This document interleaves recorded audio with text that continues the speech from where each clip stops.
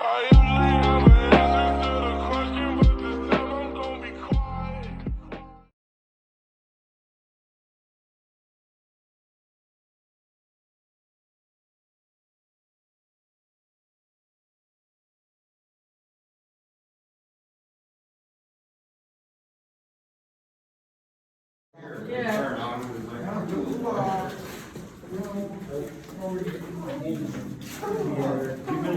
I recommend saving the files for after you get out of the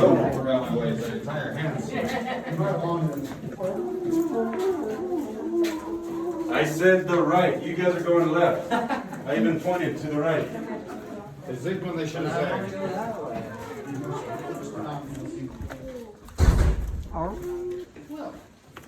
think when they should have said. This house. No, that's not something. Yo, it's wet. No, no. Alright, we're going to be up against the rope side of this part of the cave here. So move over to this side of the cave. Those who are to the right, a little too far right now. You will be able to see some of the formations later when we're walking to the left side. Because some of the things I'll point out may not look like they should if you're too far to the right now. But welcome to the barn. This is one of, if not the largest cave rooms in all of Colorado. The reason why we call it the barn is actually because of some of the formations we found. Specifically, our animal formations. One of which is this guy right down here. Here's his nose or his snout. His eyes are about there, and his ear comes down there. That is Wilbur, our cave pig. We didn't want to leave Wilbur by himself though, so we actually got him a couple of friends. One of which is our cave rooster right up here. There's his head, chest, and then his tail's right there. Right above Wilbur, we also have a cave deer. Her name is Fowler. If you've ever watched the movie Bambi, that's his girlfriend right there. Now, we also, unfortunately, have a very hungry cave cat in our cave that has been trying to eat our cave rooster. Stepping forward right over here is Bagheera, our cave panther. And if you're too far to the right, that might look like a messed up bulldog. So when you get the chance to come to the left side later, you'll be able to look back and see a panther. But if you haven't already noticed, I'm a little bit of a Disney nut, so you will hear at least a few Disney references throughout the tour today. Now, if you look to our right side of the cave, we also have the eye of our cave to the right of us. That watches your every move and tells us if you touch the cave, so fair warning.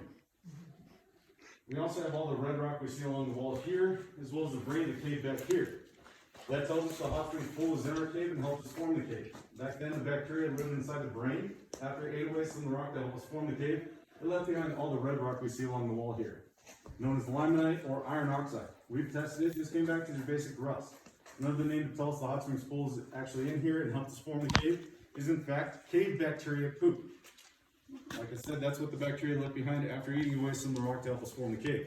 It is also the scientific name for this rock, by the way, if you're wondering. Alright, now those who are closer to my side will go more to the right side and see some more formations. We're not going to go on this side of the cave yet, we're still against the rope side. Further to the right, for those who are closer to my side. You guys who are over there, okay, whatever. I'm on over there, got plenty of space, even along here. Just want to make sure you guys can see right up here, this white crystal stuff up here. You guys come over this side, you can see that. That's kind of a cue. I promise I don't bite. If I do bite though, you are allowed to punch me as hard as you can. Or if it makes you feel better, you can also bite me back. There's enough guys in here, they can hold my hands behind my back while you do that. But right up here is some finger-like crystal right there. That is known as aragonite. In any other cave, if you find some of this, you can actually find more cave in a cave. How that works is all you have to do is follow the fingers. However, in our cave, that's not the case because we'd run right into a wall if we did that. So instead, in our cave, we'd actually have to go the opposite direction to find more. But before we do that, I have a question as well as a reason we call it the fairy caves. That question being, can any of you tell me how to clean a cave? Dynamite? Yes. Clorox wipes. Sponge, Clorox wipes, okay. Dynamite? Dynamite? Water, just water. I mean, dynamite could help, but that would probably damage more than it helps. Water, okay. That's, what was yours? Bacteria? Bacteria, okay. Any others? So the wipes or the sponge were the closest, but not correct. It would have actually taken you a rag a night to clean a cave. A rag? Can't get it? Right up here, this stuff is called a ragonite. All you have to do is slow the name down, and that's the answer. A ragonite. Now, I do apologize for all my Rocky jokes. I just hope you don't take any of them for granted. Soaked over here. I got it. Like Alright, tripped on me. so- I got scared. If you'd like to know what we call the fairy cave, she's right up here. If you can't see her, move around in order to see her, but she's right up here. Her head's on top of her shoulders, wings go up there, dress goes down about right there, and then one leg goes down. Kind of in a ballerina stance. Her name's actually Callie, because she's stuck in calcite. We actually also have a saying in our cave, so if you get a drop of water on you during the tour today, or however many you actually get, that is known as a kiss from the cave fairy. That is actually good luck in our cave. However, I will say for those who are over the age of 21, it is not gambling luck, so don't try that. But I do know that Callie up here is actually one of Tinkerbell's best friends, because in fact, Peter Pan actually owned the fairy caves at one point. True fact, Pete Preble's full name on his birth certificate was no joke, Peter Pan Preble. So when he got too old visiting Wendy, he decided to come here, buy a cave so Tinkerbell and her friends, as well as the Lost Boys, can come and visit. Now, he also wanted to make sure we remembered what he looked like when he was actually called Peter Pan instead of Pete Preble, like now. And he actually is right up here. Here's his head, and his feathers on top of his head right there. You can't see it, sorry, you just don't have a good enough imagination. We don't only find animals in a cave, or even fairies. Me especially, I find a lot of food in the cave because I'm not allowed to bring actual food, and I get really hungry. So if you follow me to the left side over here, I'll show you some.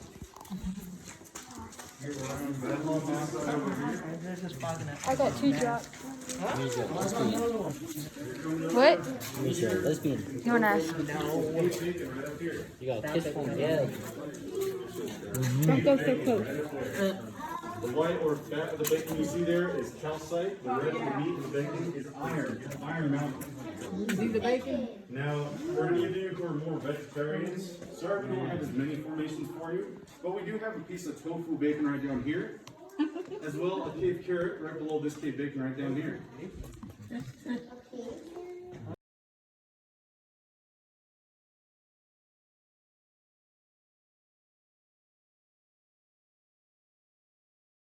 Sometimes us as tour guides, when we're staying this long, we do end up biting. Because you're hungry? A little bit. True. All right.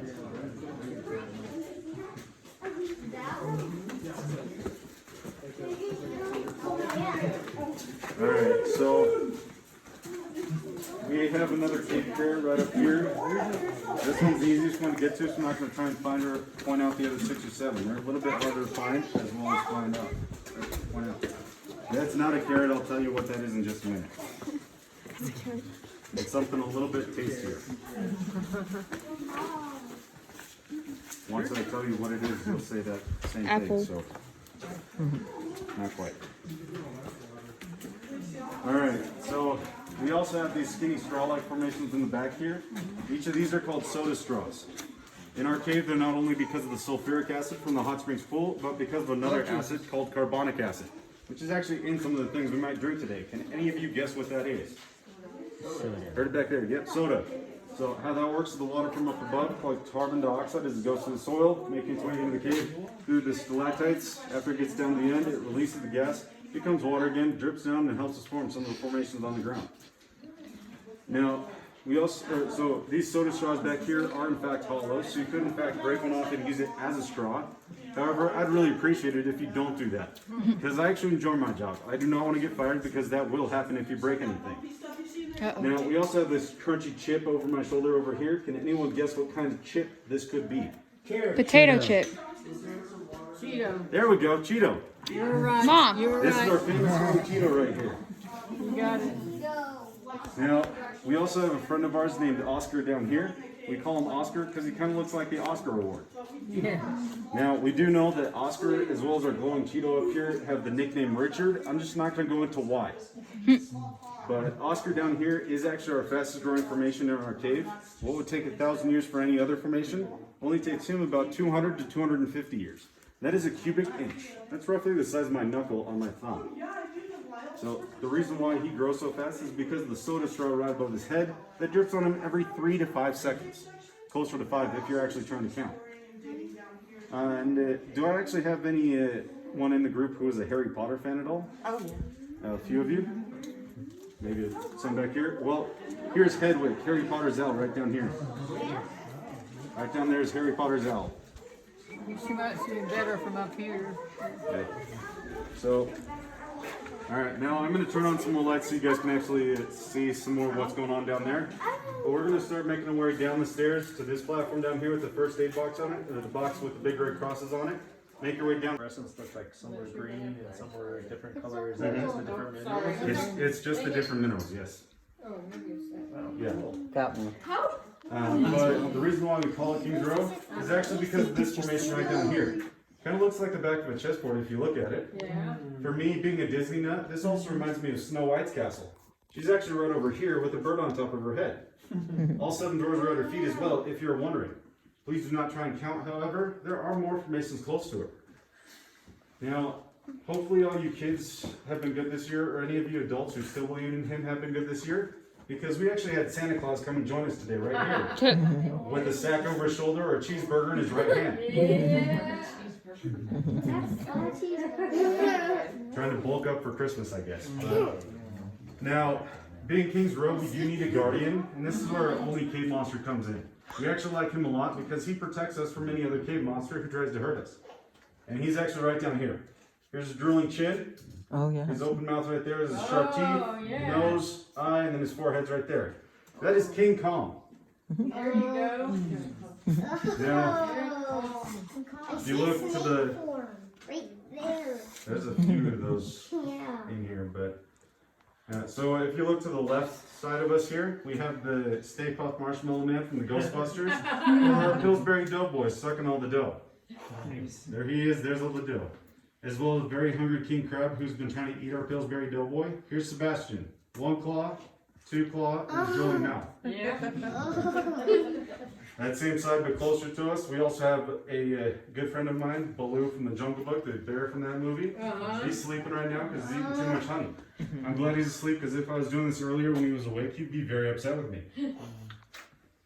Now, if you were to go halfway down King's Row, which is actually where King Kong is, and turn right, you actually have a mile worth of cave that we've explored down that direction.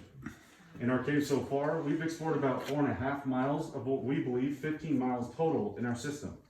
And if that's actually the case, we'd be the longest cave in Colorado by about 4 miles. Now, we have been looking around, we've seen all of our stalactites from above, as well as our stalagmites on the ground. We also have 1 or 2 in here that come together like this one, called a column. And yes, that is in fact what we call them.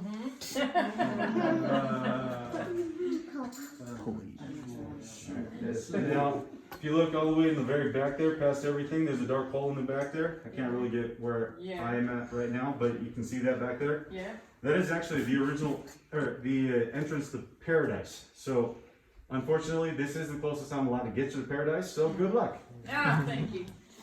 Just kidding, it's just a room we call paradise. The reason I actually can't get you closer is because of the formations in there.